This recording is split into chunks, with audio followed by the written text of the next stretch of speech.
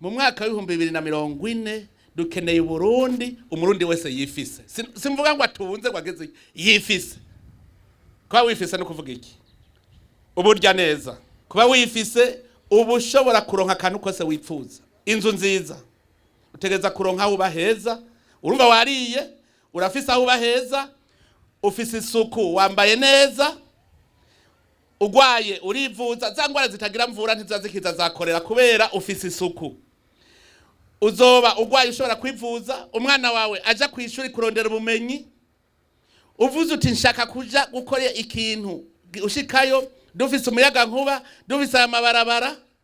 Hamwe umurundi yumva ko aroraniwe. Mwebwe rero sinobaremereza ndababwira ngo Burundi ngo buzoba bumeze uku mu bihumbi 2040. Nkubwira nti wewe mu bihumbi 2040 uragira isanamu yawe kugira utangura urugendo rwo gushika. Nkubu kavuga uti ndarahiye kuvubu sinzosubira gusuma. Ukavuga uti ndarahiye sinzosubira gusuma ahubwo nzoshora.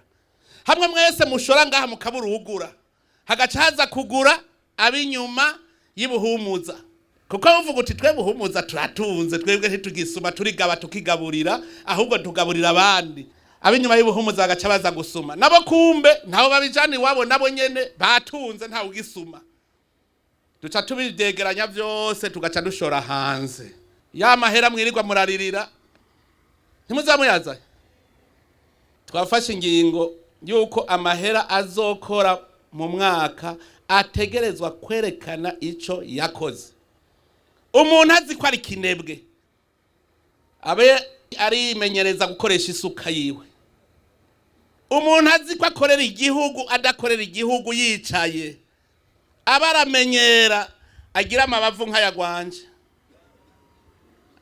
Abaramenyera amabavu kuko amahera y'igihugu ubu ntidushaka uzoyarya ateretse abene igihugu ico yabakoreye. Kubera iki? Ntidukeneye imfashanyo twebwe. Tuzosaba ingurane tuzoyiriha kuko tafise amaboko. Tuzoyiriha. Uburundi ubu tugiye dutangure kwiyumvira ingene dukora amahinguriro. Nihaye intumbero yo ku mwaka w'ibihumbi 2024 uzohera dufise ihinguriro rihingura ivyuma mu butare bwacu.